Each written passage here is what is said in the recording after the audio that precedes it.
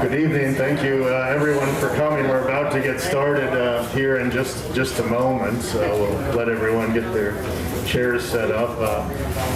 My name is Tom Killian. I'm the older person for this district, District 3, and the district in which the mall resides. And over to my left is older person Lou Larson, who's the older person of District 10, and he has volunteered to co-moderate with me, since on the southwest side of town, District 3 and District 10 tend to work together very closely on these types of events. And Mr. Gadorzi tonight has volunteered very nicely to present the vision of WAS, and also to answer any questions and perhaps address some comments. And we were going to keep it simple this evening by just allowing Mr. Gadorzi to present the vision, and then we'll open it up for citizen questions, followed by comments. And if we mix and match a little bit, that's okay. But I'd like to turn it over to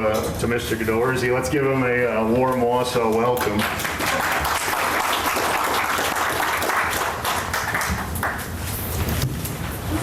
Thank you, Tom, for putting this together and getting it organized, and really for all of you to be here as well tonight. I'll stay back and kind of speak a little bit clearer. As you ask questions as we go along and so forth, I'll put a mask on, I'll come closer. If I can't hear, I'll repeat the questions. And so just to make sure that we can get some good input for this evening. Just a little bit of housekeeping. I did pass out this piece that you all have in your hand. If you look at the picture on the front kind of gives an illustration of a spiral staircase that kind of goes over 1st Street and connects 3rd Street to South Waterfront. And then you have an illustration that is a little bit bigger over here, which kind of shows how the mall property, which is approximately 8 blocks, divides up. And so we'll go through some of those things as we go along. And then on the back side, what I attempted to do was to illustrate some of the benefits, if you would, of moving forward on a plan like this, the benefits that it would be to our community. And so there's a listing of those, and I'll try to go through those. Those are listings that I put together for the Finance and Economic Development Committee. I've sent those out now to the altar people and et cetera. So I think it gives us a good starting point, if you would, from where we were and where we're going. The mall was purchased in February in a collaboration between the city, which put up $1 million, the Davis Foundation, which put up $1 million, and the Judd Alexander Foundation that put up $1 million. This was an important step that we've been looking at for probably the last 7 years. The mall has not been doing well, and we wanted to see if we had the opportunity to bring it back into local ownership. So this is our window of opportunity that has come upon us. That group asked me to see if I could coordinate the effort in terms of coming up with a plan, and so I graciously accepted the task. So I am the managing director of what we call the Wausau Opportunity Zone. When we first started on the project, one of the things that we first of all looked at, first of all, let me step back. One of the parts of the program was that we would work together with the city administration, the planning department. Some of the guys are here, economic development. And that collectively we would come up with a plan, if you would, as to what the mall could become. And so that's been the effort that has been kind of moving forward in this. In the effort on part of Wausau Opportunity Zone, their part of it was to hire consultants, et cetera, to put a plan together that would collaborate to some of the visions that the community has had for this area. And so the community basically, over the past many years,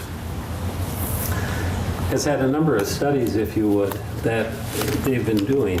And we went through some of those studies, and there's a few of them which we call our playbook. And the first playbook is this 2017 comprehensive plan that was done by the city. Very extensive. It has about 11 chapters to it. Chapter 9 has to do with the downtown. And in that chapter, they talk about a mixed-use development.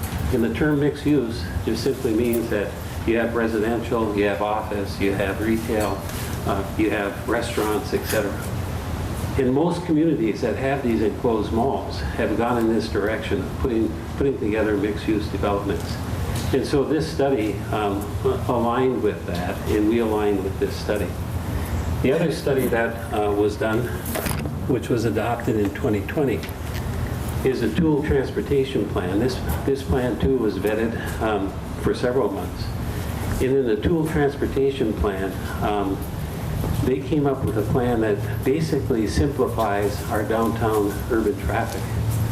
And they simplified it by saying it's a little bit confusing because of the one-ways and et cetera. And so this plan adopted by the City Council was one in which Forest Street would become two-way, First Street would become two-way, Fifth Street would become two-way. And they would hope that Washington Street, which you know comes in from two directions, would also someday become two-way. This was kind of an important plan because as you see some of the planning that we're doing here, the nature of this plan allowed us to do some of the things that we're doing in that plan. So what we're doing in that plan relative to streets is we're continuing 3rd Street to the front door of home furniture. We're then turning to Jackson Street, which takes us out on 5th Street. There you go. We're taking Washington Street all the way through, and then we're also taking new 2nd Street that would go in front of the Pennies. So this plan gave us kind of a blueprint, if you would, of how we could make our transportation, our urban transportation, a little bit better downtown to make it more friendly for pedestrians, bikes, cars, and buses, and give people, I guess, a sense of wanting to come downtown because they understood that traffic pattern. The other plan that you've seen that was vetted recently is a plan that has to do with the South Riverfront. And the South Riverfront is currently where we have the county buildings. And this was quite a nice plan because it gave us a good visualization of, first of all, what could happen down in that area with the Four Seasons farmers market. It also talks about a hotel. It talks about, again, apartments, residential. In these plans, really, we're coming up with somewhere around 800 to 1,000 conceivably new units of apartments in our downtown area. The strategy there, no different than any other community, is if you can bring people downtown to live because they like to live there, they can work, they can play, they can get on their bikes, then they'll stay also and they'll be involved in the retail, the offices, and et cetera. So it's not a difficult plan to understand, and it's one that has done very, very well in many communities. This also had a connection. One of the things that we miss is a connection, if you would, to the South Riverfront in 3rd Street. So the spiral staircase that you see in some of the photos that's on the front of yours, that nighttime view, is a transition, if you would, that spirals down, connects us to the South Riverfront, to the farmers market, and then all the way back up through the Pennies building. Now the interesting part about the Pennies building is that with engineering, we can build additional square footage on the top. So when you're looking at that photo there and you're looking to the east, you're seeing the spiral staircase, and then you're seeing the Pennies building.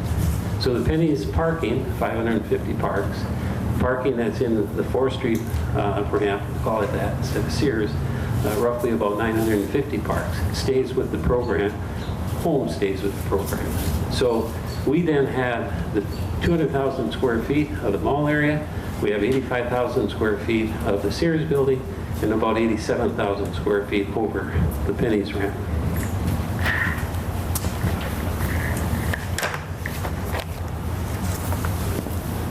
This became kind of our major effort as a community that started about 1.5 years ago.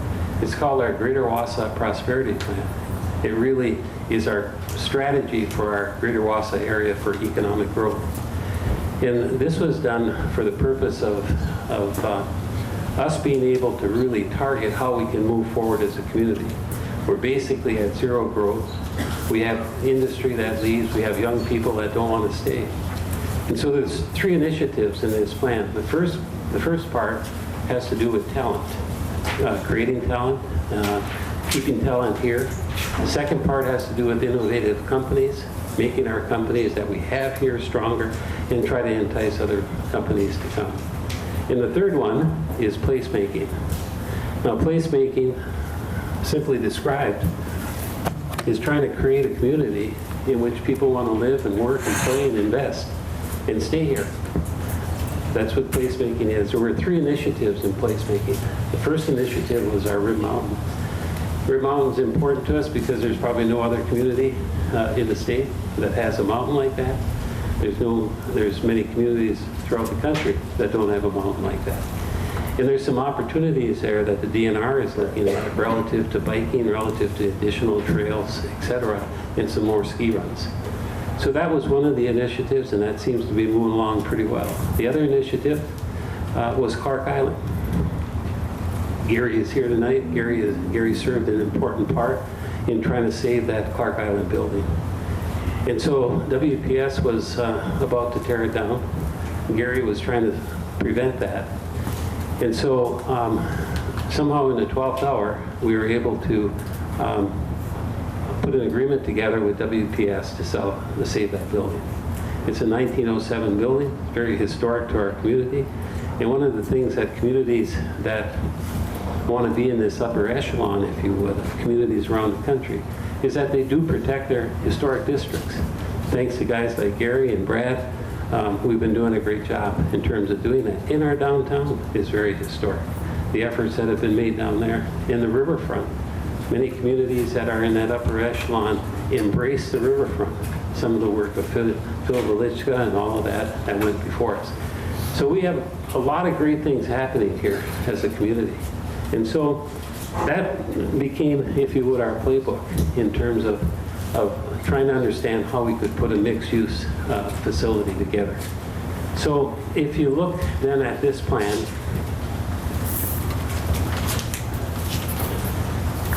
and we just kind of study that a little bit. It's a little bit smaller. By the way, if you get cold, if you don't feel safe here, and if it gets too long, we're going to be at City Square, which is the BMO Harris building. We're going to be there on the 8th from 3:30 to 5:30. We'll have these same things set up in the lobby. We'll have some area outside. So if we get rained out here, or if there's more questions that come up, I want to invite you to be there on the 8th. So as you look at this plan, basically what we've done in terms of the streets is to kind of recreate, if you would, this historic feeling. The philosophy that planning will talk about and et cetera is that people, as they come to a downtown, they kind of want a new experience about every 200 feet. Well, that's about every block. So you want to create something that inspires their interest again, if you would, as they move through your downtown. And so much of the discussion in some of these studies and et cetera were, well, can we get 3rd Street to go all the way through to Forest again? Or can we get more parking on the street, which is important. That city parking, the street parking that we have, people love it. That's where they like to get, if they can get in it. So continuing and building these streets then, we're part of the program. So we take 3rd Street and we take it up to the front of home, and then we turn and we can get out to Jackson Street. That gives us opportunity in those 2 blocks, if you would. We call them Block 4 and Block 5. And the land ends up at about 56,000 square feet in each one of those parcels. And so our streetscape tends to start to improve, and then continuing 2nd Street through. Now that Washington Street, taking them all down, will create this Washington Street that is a full width. Right now, as you know, it's not a full width. The mall comes into it.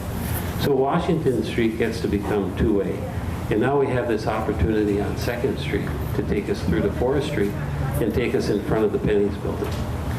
When we do that, we'll return about 95,000 square feet of that parcel back to the city for streets. Now, the parcel itself that was purchased was 285,000 square feet. So about a third of it will be returned for streets. So one of the aspects that I always look at is, in terms of what kind of value would it take in terms of being able to assemble that. And when we assembled the most recent experience, when we assembled the land for the YMCA and for the new Aspirus facility, it cost roughly $23.57, I remember the pennies, to assemble that land by the time you buy the buildings and demo the buildings. That equates to about $2.4 million that 95,000 square feet will equate to. Now the other thing that's happening is we're basically losing value in the mall. The mall was assessed in 2019 for, I believe it was 11 million. I think this year it went down to just under 7 million. And the mall will continue to go down in terms of value. When it ends up, that value will generate about $75,000 in tax. I think we have a better opportunity than $75,000 in taxes. And this plan kind of represents that. One of the things we wanted to do in the plan was to maximize the space. So as you look at these different buildings that are positioned on here, if that all goes forward, we're at about 840,000 square feet of new construction. You're talking 80 to 100 million, you're talking a couple $1 million annually in terms of taxes. And so when I put the sheet together and I call it unlocking our opportunity, that is truly one of the aspects of unlocking that opportunity. The other thing in the plan is, aside from the streetscape, or the streets of 95,000 square feet, this plan represents about 44,000 square feet of green area. I think our citizens have come to like the 400 block a lot. This will create some more green space. We call it the forum at the moment. And there's a good opportunity in that forum area that we're hoping to bring the museum, children's museum, if you would, into that space. Also in that space is what we call a public market, similar to what is in Milwaukee. It's really a great concept in which you have young entrepreneurs who can gather in small spaces and run their retail shops or their service shops, has some area for sitting and eating and so forth. And then the other green area actually comes out of the Pennies ramp, which is the P2 on there. Or I'm sorry, the 4th Street ramp, which is the P2. So right now, if you want to park in the ramp and you want to get to 3rd Street, either one of the ramps, you have to go through the mall. Well, the mall won't be there. And so what does that mean for our parking structures? Well, the parking structures become that much more valuable to us. Valuable in terms of, you can park in the Sears ramp, 950 cars. You can go down the elevator, up the elevator, and you come out right on 4th Street. Now, 4th Street is not 4th Street, but it's a pedestrian walkway and green area. That leads you right down into the 400 block and into our arts block and so forth. So the parking that can occur now in that area is much more valuable. The Pennies ramp, you can come up the Pennies ramp, again, you're open there, come into the forum, you can extend across the spiral staircase, and there again, connect very well to the downtown. Right now, our parking ramps are not doing too well. No different than the mall. The mall is 385,000 square feet of retail, all retail. We're under 10% occupied if we're at 37,000 roughly. Very underutilized. So our ramps are the same. The ramps are barely taking in enough money to pay the utilities. And so we'd like to see those ramps move more and used more. We could get back into the 300, 400 in terms of revenues that could come out of those ramps. And really, when you look at the project and you say, well, back in '84, what were these people thinking? They spent $25 million to acquire property, to build ramps, and et cetera. Well, today, if you had to replace those 2 ramps, that 1,500 parks, it'd be somewhere around $37 million. So we have quite an asset there that we aren't using in terms of our parking structures. And this should unlock that. This should unlock some of the use that we see. And people like to park downtown and they like to be close. The other thing relative to the plan, staircase. What can occur in the spiral staircase and kind of give us that wow factor, if you would, about the downtown, I think will be pretty amazing. So that in a nutshell kind of brings us to where we are. I call it unlocking our opportunity. I could not be more positive about the opportunity that our community has. And it's wrapped around the fact that not only can we create the value part of it, I mean the money part of it's one thing, but what it means to our community in terms of our advancing our community forward so that we can attract talent, innovative companies, placemaking for everybody so that you have a lifestyle where we want to work and play and be entertained. So that's what I see in the plan. I don't see a lot of downsides. I see a lot of opportunity in terms of how we would fund it. We're asking City Council for $3.5 million. $3.5 million goes towards the demo of the buildings that I mentioned. And when we demo the buildings, we also open up home furniture. So we owe it to home furniture to give them a front that's no longer just block. And we're going to demo the Penny site, and we'll have some things to do there. So that's essentially what the 3.5 million of TIF funding, which is available to us. We don't have to borrow it. It's available in TIF 7, and when TIF 12 gets a little stronger, it'll start generating its own funds. Now, when the development agreement was put together, there was support, which there always is.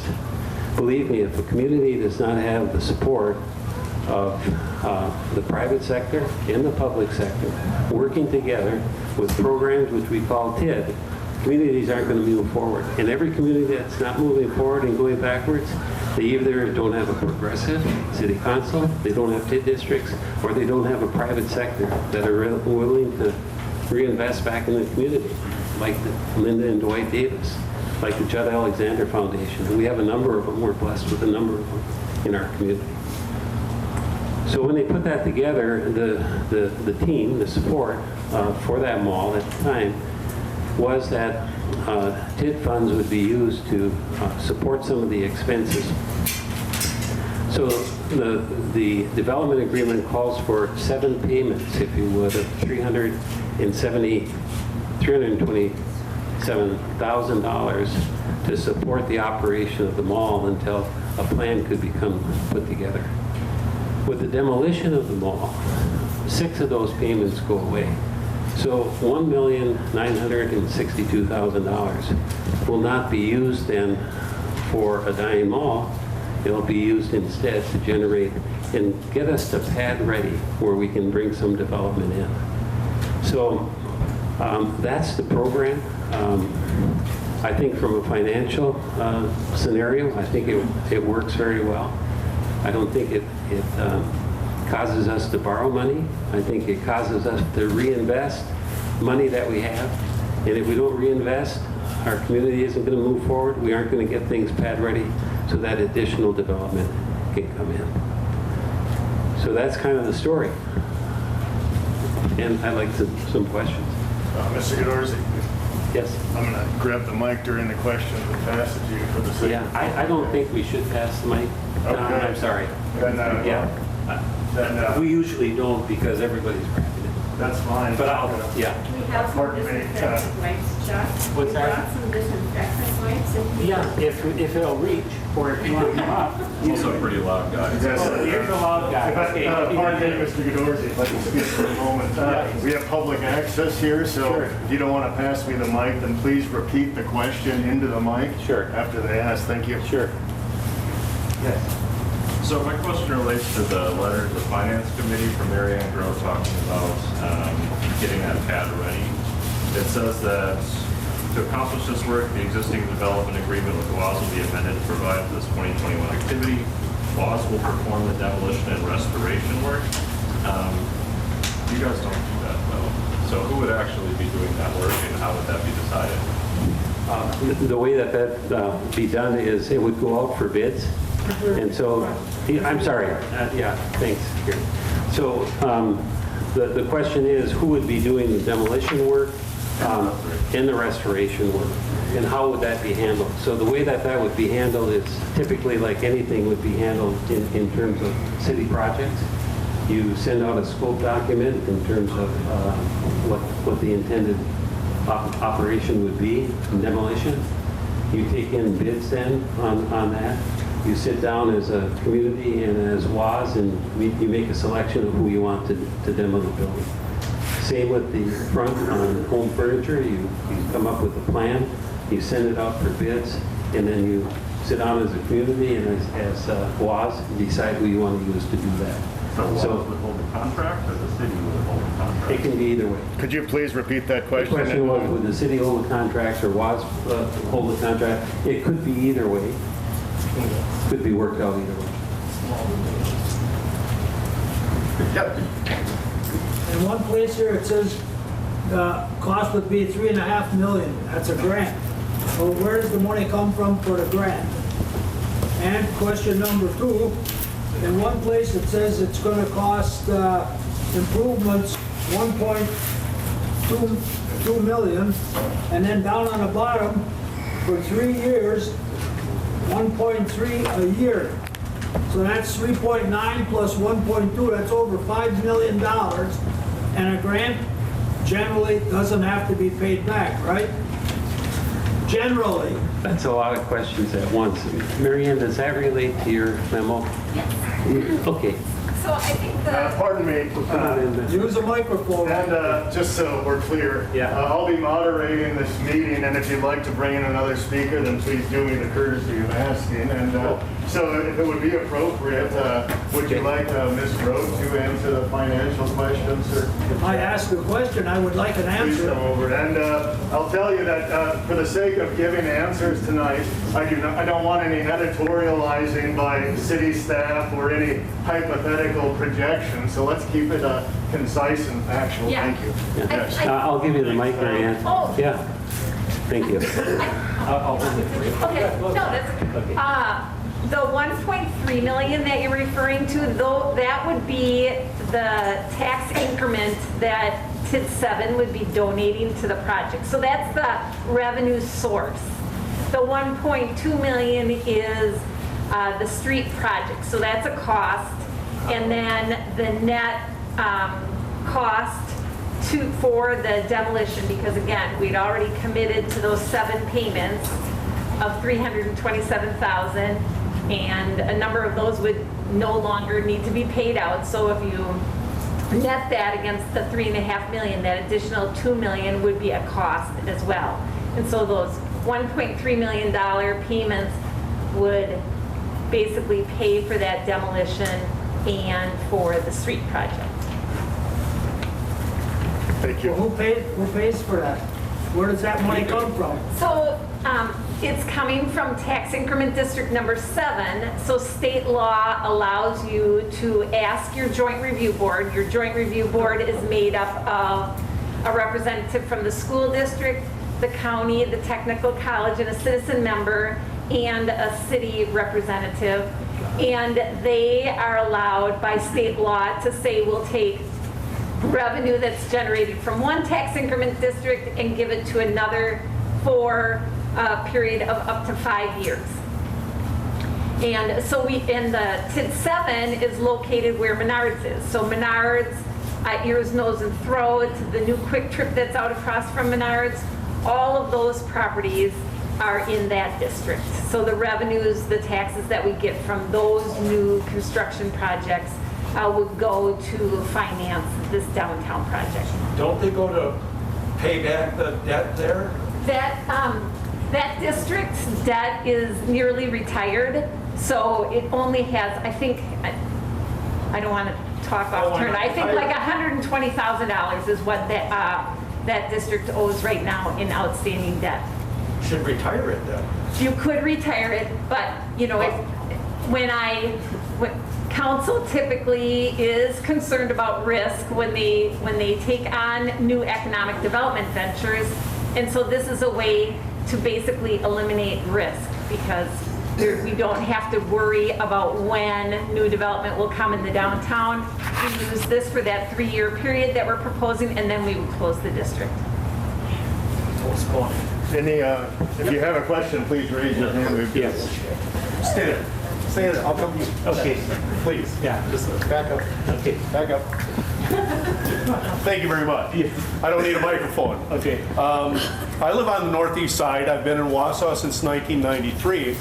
I grew up in the Fox Valley, and we went through a very similar situation. I kind of want to give you just a little background of what not to do.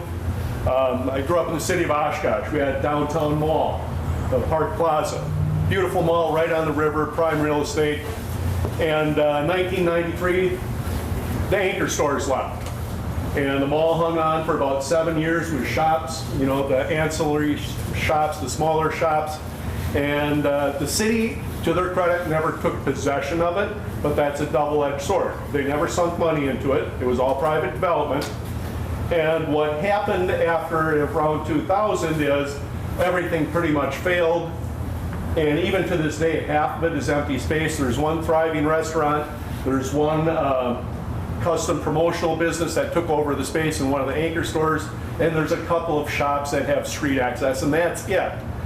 So they're not really generating a lot of revenue from it. So the double-edged sword is they still have this big piece of prime real estate with a big old mall sitting on it that it's not doing anything. It's not helping the community at all.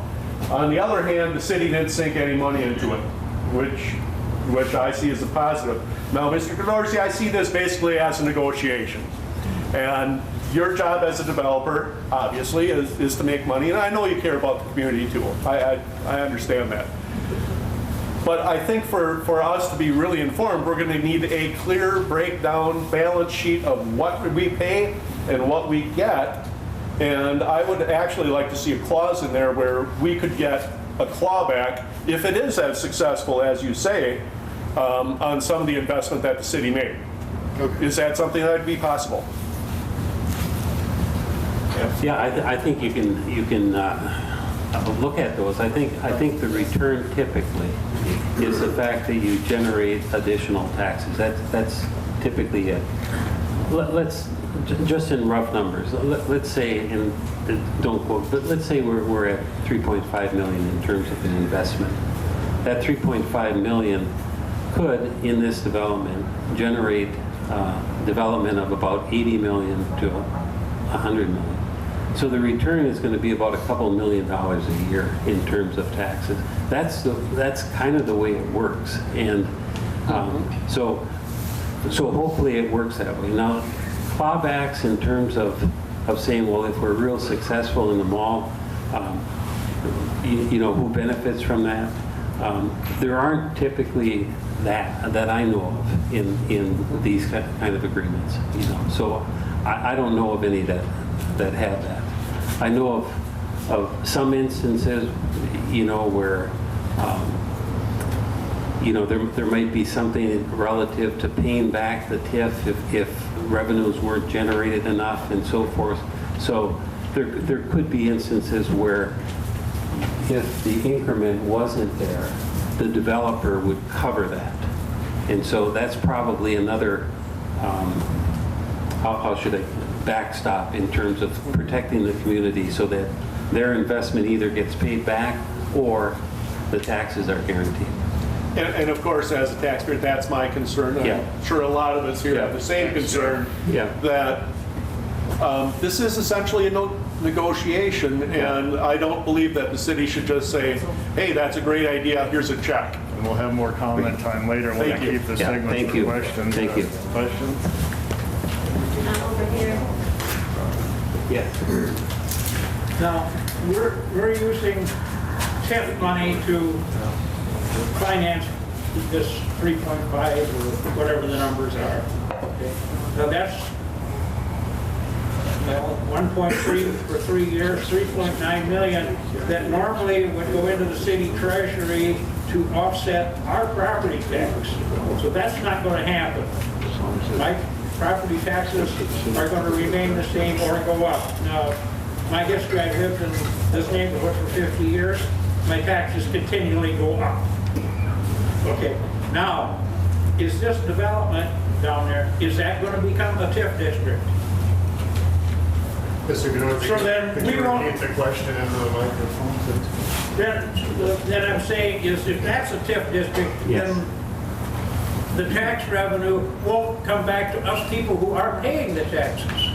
That's my concern, is that all of this money, and then it just keeps hopping around, and we don't get it back. That's exactly right. Yeah. Well, I think there's times in which TIFs get paid off, and then the money does go back into the general fund, if you will. I don't think there's any Yeah. TIF money coming back to the city in any recent of these TIFs. I'll let Can Mary- Mary Ann Yeah. expand on that? Let me Because just- every time it seems like we got some TIF money, we jump it over to something else. Yeah, okay. Mary Ann? And none of it comes back to us. Is some of the experience of TIF funding, does it come back into the general tax roll? And maybe how some of that is split up in terms of So, dollars? is it okay? Yes, Mr. Gnorski, could you lean over here? I'm on speak for a second. Okay, so now, thank you for the question on TIFs. And now, I think because it's such a detailed, possibly long conversation, tax increment finance, I don't want to get mired Right. in details there. I think one question Sid was asking is this in a TIF district? The answer is, Mary Ann? It's not, right, the mall is not in a TIF district No, right now. I'm saying this project, when it's all done. It would, yes, that would be the goal, yes. okay, thank you. And we did close Tax Increment District 5 this year. I think it was March of 2020. And so we are working on our budget, and basically our impact was that the levy went down about $300-some thousand for the 21 budget, and then the schools and the county, we're about 1/3. So it was about $900,000 levy in total when we closed that district. So that's going back now with each one of those government units budget for 2021. Okay, yeah, that's one out of what, is that 12 or 14 districts? No, we've closed TID 1, 2, 4, and 5. And we have 3, 6, 7, 8, 9, 10, 11, 12. 8 open. When are the next ones due to be up?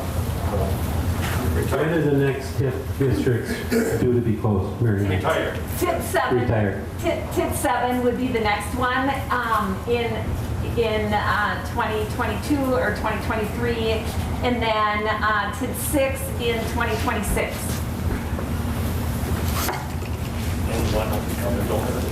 More questions over there? Mr. Thanks, Tom. Hey, Chuck.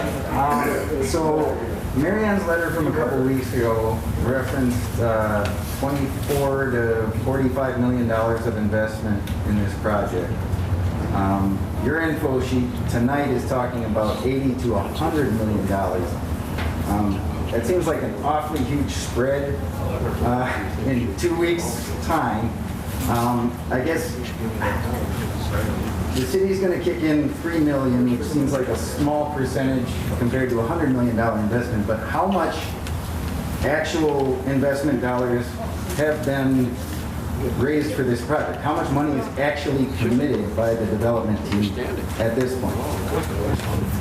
Okay, you all heard that question. I can't speak to the 44 million in terms of some of those projections or what they were looking at the time that they were doing this plan that is represented here represents about 840,000 square feet of new development if it goes to its completion. And so when you look at that new development at so much a square foot, that's where you can get to that 80 to 100 million. So the goal would be, can you truly see this development through all the way? And can we realize that? And I think it's a good spot to start. How much is committed now, given, your ask for $3 million? What does that trigger in terms of actual committed investment? Because I assume when you're talking about if the plan can go to completion, these things often then involve a future ask from the city or other partners to kick in later down the road. So for this $3 million, how much money is actually committed, Charlie? How much skin do you have in the game? Could you repeat the question? Okay, so how many dollars are actually committed to the process? Okay, so right now in terms of getting that pad ready, that's the first step. Second step is in terms of designing buildings and getting developers to come forward and doing that. Right now we're working on Block 4. Block 4 is a building that has 21,000 square feet of retail. It has 103 market rate apartments from one bedroom studios, 2 bedrooms, etc. It has 138 cars of parking underneath. That'll be an investment of somewhere around $20 million. And so right now we are working with 3 developers to talk about that particular block. So currently, no one's committed funds to actual development. There's not a developer in terms of somebody who's stepping forward right now. Thanks. Okay, more questions? In the back there, Mr. Gadorzi. Thanks. Thank you for coming forward. Okay, first, I have more of a comment and also a question. My name is John. I'm a member of the southeast side of the residents of Wausau. I'm also on the Sustainable Energy and Environment Committee as well. So at the beginning of your presentation, you had mentioned Wausau is having a hard time keeping people here that want to stay here. So one of the things that Millennials is looking for is a form and a way to be more proactive about climate change and sustainability. So is there anything in the project where you are taking that as a form of a way to make sure that these buildings are going to be energy efficient, they're going to be certified, products and processes that are going to be safe for the environment? And that is a good question, and that's in terms of the work that we do. That's on the forefront of what we do in terms of the design of buildings, in terms of some of your sidewall and your roof development. But on top of that, in terms of sustainability, the geothermal system that oftentimes works pretty well. In terms of one of our projects that we're looking at geotherm, and we're also looking at photovoltaics in terms of for electrical energy. So if that relates to sustainability in that way, we also look at sustainability in terms of how we design a building and how we create our apartment units or how we create our retail. The retail that we're creating in Block 4 is small retail. It can be anywhere from 1,300 square feet to 2,000 square feet. It's also targeting a rent that is very reasonable because we want that retail space to be occupied. So sustainability to some extent is to make things affordable. That's a target that we have as well. So I don't know if that answers your question. I guess, Haley, how can feedback to potential developers that this is, a need that some of us are looking for, a desire? Yes, I would say the millennial input in this project is going to be highly valuable. We have a millennial group right now that is getting together to discuss this project. I would like you to be involved with that. There's several people on that committee, and we can get you in contact with that so that you'd have some direct input into those questions and those desires. Absolutely. Thank you. Jeff Stubbe is heading that up, and so You have my phone number and my email on the back. I'll be glad to put you in contact with Jeff Studi. And they have ongoing meetings already. On your right here, Mr. Thank you, Tom. I apologize for the multi-part question. I don't know. So part one, I guess, so this is really the demolition and restoration of that facade, that's phase one. Phase two, that's going to be purely private development, no city funding going towards that at all.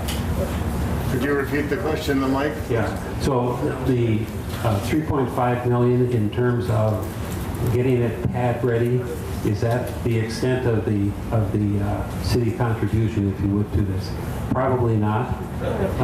What will happen in most of our developments in downtowns, similar to what's happening on the River Life District and so forth, and if you follow that, oftentimes there's a gap in terms of how a project is put together, and that gap is typically funded again with TIF funding.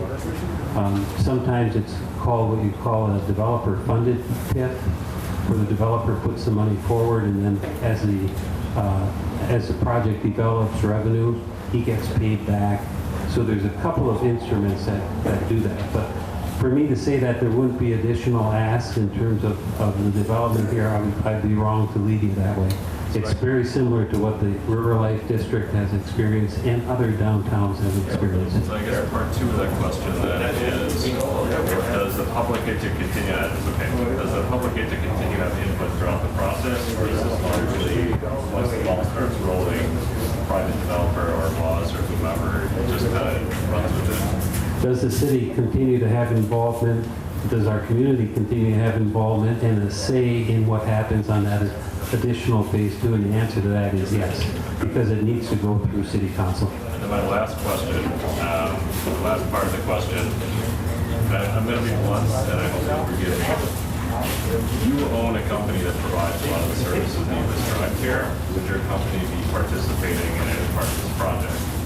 Could you repeat that question, Mr. Godorsky? Yes, so I happen to own Riverside Construction Company, and the question is whether or not I would be involved in terms of this project. Let me say first of all that I didn't take this job because I wanted to be involved in the construction project. It was the farthest thing from my mind. That's what I can say on it.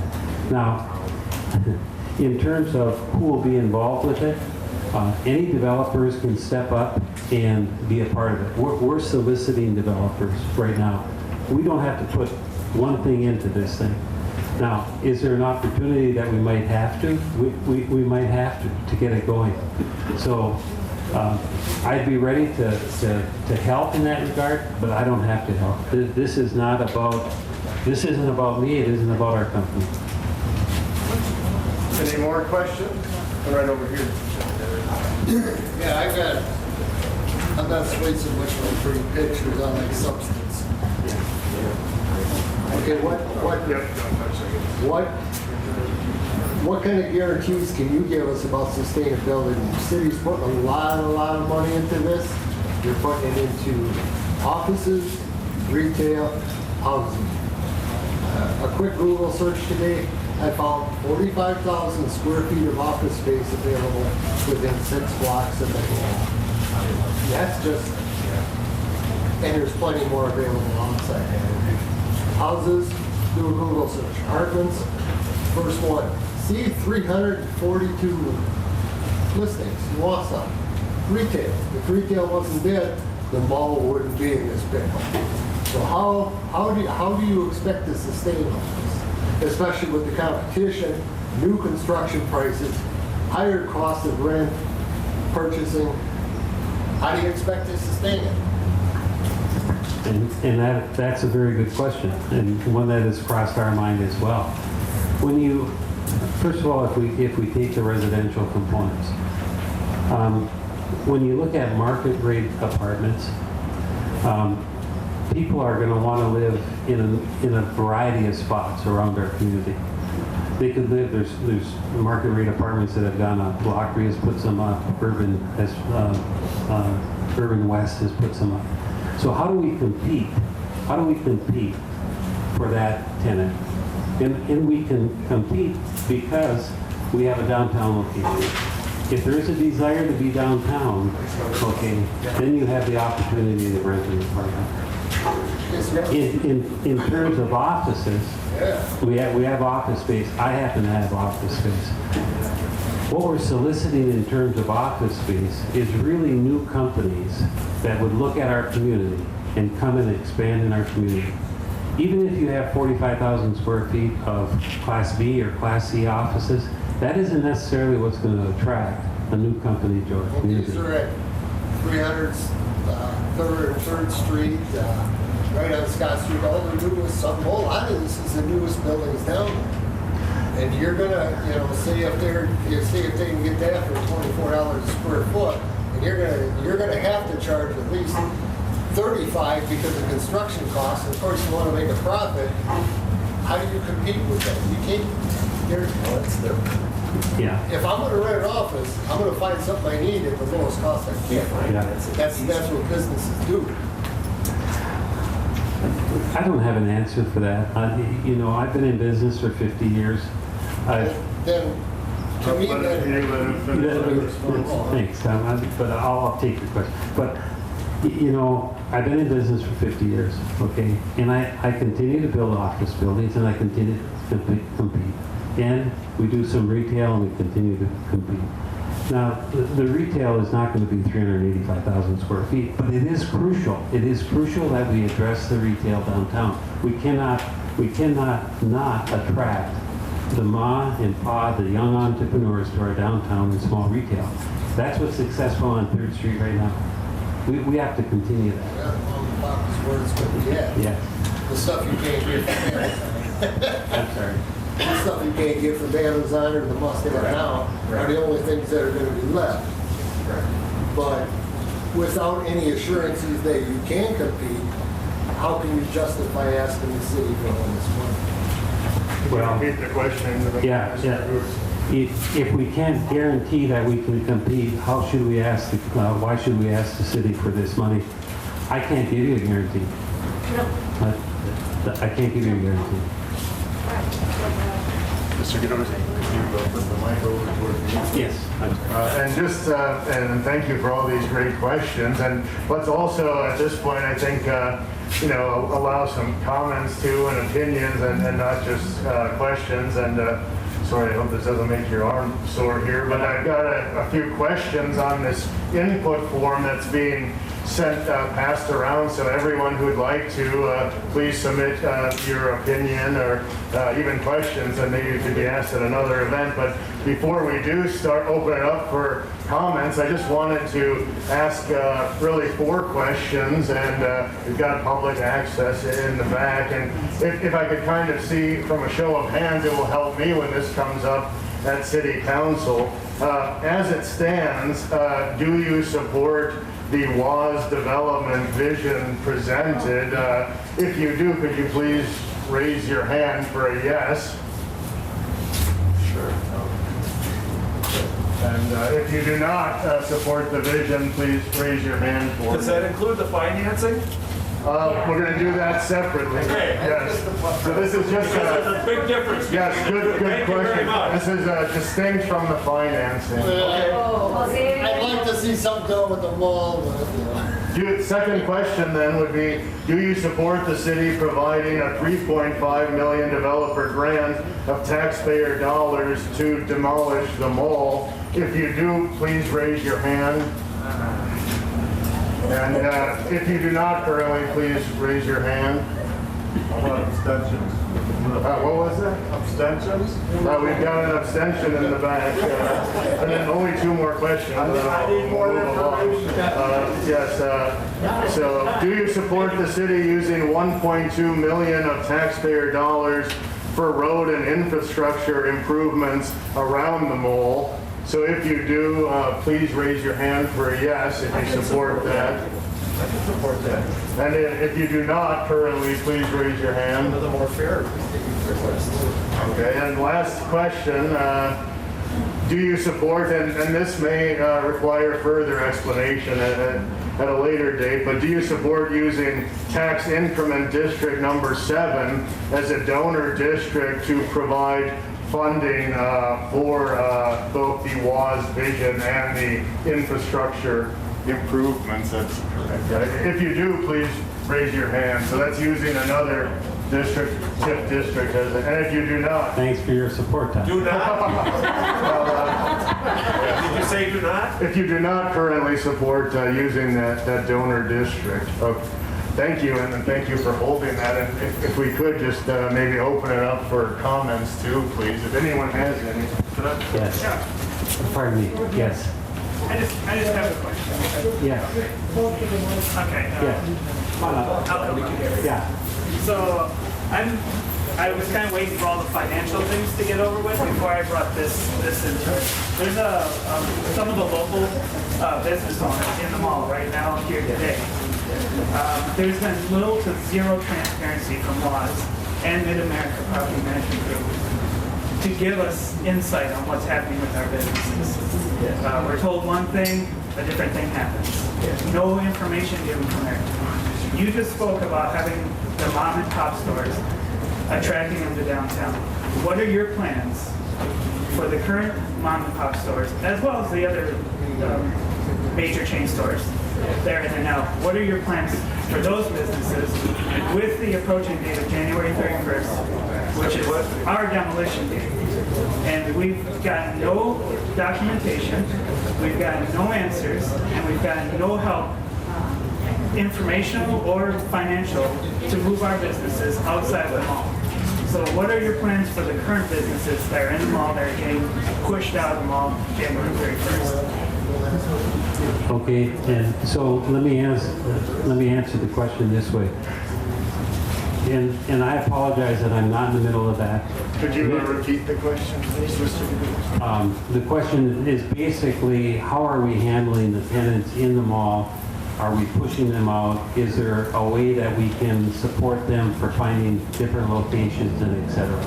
And so my answer to that, first of all, is that I apologize that I'm not real close to it. You can call me, or I can email you, or I can get some other information the best I can. But in regards to that, many of the leases, and I don't know what your story is, but many of the leases are up on January 31st. Some have already expired. Others are on a month-to-month, and et cetera. What we've tried to do, what Mid-America has tried to do in Wausau Opportunity Zone, is to at least give these tenants enough notice to know that the intention is that we're going to repurpose them all. But John, I need to interrupt you here. I have asked for documentation. Yes. Mid-America said, we will be sending that out to you in the next 3 days. That was a month and a half ago. Yes. They're not doing anything. I contacted Dave Ekman, who's the president was. Yes. I contacted you personally. I talked to you on the phone about fixtures. Okay. There's been no answers, and even when we've called, and there's other ones. I won't say I'm the spokesperson, but a lot of the owners have come to me. Yeah. There has been zero communication. And I understand that you haven't been in the forefront. Mid-America has been in the forefront, but they're poorly managing that. And there are places that are going out of business because they don't have any other direction to go. So we don't need something to be promised for a week from now. We need something promised today. We need to know, my lease has got 4 more years on it. There are other owners that have multiple years left on their lease. We don't want answers January 30th for January 31st. We want answers now, before the holidays get here, before the snow and cold weather gets here, so we can make our plans to move on or find out what we're doing with our own livelihood. I would agree with that, and I'll follow up on that. I thought notices and et cetera went out from Mid-America in terms of their plan. So, and what's your business? My business is the gaming emporium. Gaming emporium. Yes. Okay, very good. You're Dave, right? Yes. Okay, Dave. More comment? I have a comment. I don't want to So I guess I've been... Would you mind speaking into the mic, or would you rather not? I would rather not. I can talk for a minute. Sir, could you stand a little closer? We've got the public access mic on the table, if you could. So far, you know, I gotta say, the vision here, obviously, I think everybody agrees that the mall is in a bad spot. It has been for a long time. Something needs to happen. It's just kind of this suck hole right now. No offense to any businesses, you guys are valued. But the mall itself is not doing well. My concern is more the process around this. Giving $3.5 million to do this, you held up the Milwaukee public market as an example. I happen to know a little bit about the project. The city of Milwaukee, when they give any money, there's usually some strings attached, such as they have a resident participation program for construction projects. You have to use 15% of the total work volume has to go to local. You mentioned in your flyer, local construction jobs. From what I've talked to, the city council people I've talked to, it kind of seems like they haven't set any goals as far as local participation, diverse business participation, small business participation. Is there any? So I got it. It's not really a question, more as just a comment of I'm kind of seeing the city trying to have the best of both worlds, where they have all the expediency and benefits of a private developer, and then on your side, none of the oversight or strings attached to it. It kind of just seems like you're getting to play with public money without it even really necessary. There's nothing really, it seems, on paper that forces you to do this the right way. I'm not saying you wouldn't do it the right way, but it seems like there's a lot of murky areas in this agreement. I guess I would just like to see those addressed. I mean, you mentioned that you would have to bid this out. I haven't seen anything that says that you have to do that you couldn't just say, I have a buddy over here who does the work, he's going to get the contract. How do we we have to make sure that our tax dollars are protected here. Let me just answer that. Thanks for that comment. I won't take long, but I couldn't agree with you more. Okay, and I think you'll see the process as being fair and open, transparent. Thank you. Any other comments? Anyone would like to make a comment? Can you please come by the table? I guess, from my perspective, Move over a little so the public access. From my perspective, I almost think that a lot of the concerns that people have been expressing might be better solved sort of almost the opposite of this gentleman's opinion. This is a problem when you're dealing with any large project. I'm sure you're probably getting 39,000 different opinions from the citizens of Wausau. But as my question sort of alluded to in securing financing, I think there's a lot more support for the vision and for the project, for what you've put together than there is for the financing side. And, I think a lot of us in this town get very nervous when we hear, our finance director talking about, yes, this large project is going to be in a TID. And the reason being, as many of these questions alluded to, is that we do not have a good track record of ever retiring TIDs. And so all this increased tax base you talk about ultimately doesn't benefit those of us who pay taxes. Maybe it'll benefit my grandkid, but I've got a 3-year-old son. It's going to be a long damn time before we'd see that money coming back. So, when you talk about return on investment, you have to keep in mind that the current taxpayers almost certainly aren't going to see that if this becomes a traditional Wausau-style TID project. And, the silver lining, I think, for you all is that we love the idea. A lot of us in the city love what you put together. And I would hope that maybe your development team, even your company, and other partners, folks involved in these foundations could maybe spend a little more time focusing on raising private financing than massaging the taxpayers to put up the money. Ultimately, I think a lot of us would think that an upfront investment of $3.5 million would be well spent if we actually saw tens of millions of dollars in private development money, loaded in the cannon. And I know the economic climate isn't the best right now, but I just really urge you guys to focus on showing us some actual commitments, whether it's from tenants or construction companies or private foundation financing, whatever it is. Just bring some money to the table, and I think you'll see the citizens a lot more eager to help you out. Thank you. Anyone else, Jerry? We got one here. Go ahead. I'll be fine. Probably don't want to hear whatever. Until last year, for 16 years, I lived right downtown on 3rd Street, and I'm all for that aspect of bringing people downtown. I think nationally that has been replicated throughout the country. People, when the kids are gone, after a few years of maintaining a suburban house and a lawn and the like, they want to move downtown. We've done that in Milwaukee, all over the country. My one concern, though, is that the idea of the retail space. I have, what would it be? I'm old enough, I had like grandnieces and nephews. They don't shop the way we do. It's all, they say, I'm not going to waste my time shopping. They order Amazon and this and that. And so my one concern would be more, not with the residential, but if we build, who would have ever thought that malls would become obsolete? They mauled Main Street as we know it, and now they're obsolete. And so I'm kind of wondering, about the hopes of having retail space that is going to really bring in a lot of tax dollars. Good comments. I think there's a lot of people trying to figure that one out right now. You got one, gentlemen. Yes.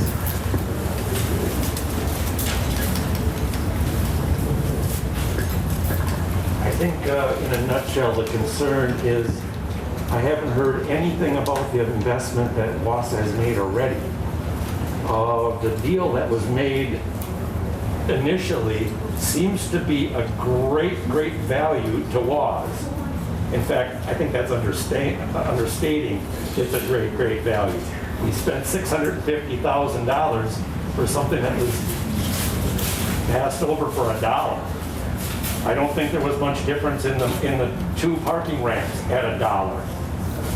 I think that is a hell of an investment by the citizens already, and now it's time for Wausau to step up and put a little skin in the game also, and have firm commitments from people that are going to use the land that they're going to make money on when it sells. So a little bit more skin in the game, and you'll have a project, because it is a good project, nicely done on the development side, but let's get some skin in the game by the people that are set up to really make the money, because we set the table for them initially. Thank you. Mr. Dorsey? Sit over here.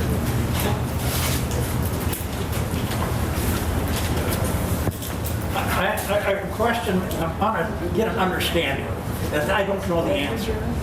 But 95,000 feet of the roadway to return to the city. Now, I thought the city owned all of that land under it before. Did Wausau buy that in the city? Okay. Yes. Okay. And for the $2 million that they put in, and the city put in $1 million to buy this, okay?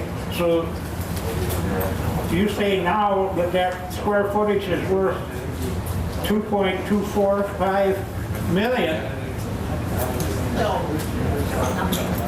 for something that we owned already, and now we've got to stick another $1.2 million into it. So we're going to have a considerable amount of money in the roads that actually we owned before, but now we gave them away, and we paid for a third of it. It doesn't make any sense to me. How do we figure, well, it was worth $3 million, and you're going to give a third of it back, and now it's worth $2.5 million? I got a driveway and I can sell you at that rate. Thank you. You have my phone number. It's right there. If you would call me tomorrow, we can talk about that. I'd be glad to do that. Thank you. I'm going to be out of town tomorrow. I'm leaving early in the morning. My phone is on me whenever you can make the call. Thank you. And Mr. Dorsey, are you okay for a few more? Yeah. Okay, we'll take some more comments. Yeah, as a businessman, you know that you can have all the drawings you want, but eventually it comes down to the money. Bill here that's going to cost $3,500,000 for the demolition and restoration. Where is that? Is any of that money coming from WAS or is all that coming from the city? That's all from I think you heard the question. It's all through the TID district, from the city. Yes. So It's in. exactly, explain to me, what has WAS invested in this city? All right. So the question is, what has WAS invested in this development so far? So WAS has put up an initial $2 million in the development. Through the course of the last year, coming up on this year, they will have invested another $1 million plus. So I'm suspecting just on getting it the pad ready, that WAS could have probably as much as $4 million in it. Their own money. Their own money. What's the city's money? Well, the city's money would go into the demolition and the reconstruction. I'm still confused. If they put $2 million in so far, and we put over $3 million in ourselves. The city has. So we're kind of equal partners. So this and then we're going to put another $3,500,000 into this. And then once it's demolished, once the demolition is complete, then WAS is going to start building these. And is any of that money for the building of these going to come from the district? There could, the question is, again, will some of the money from the TID district go into the development?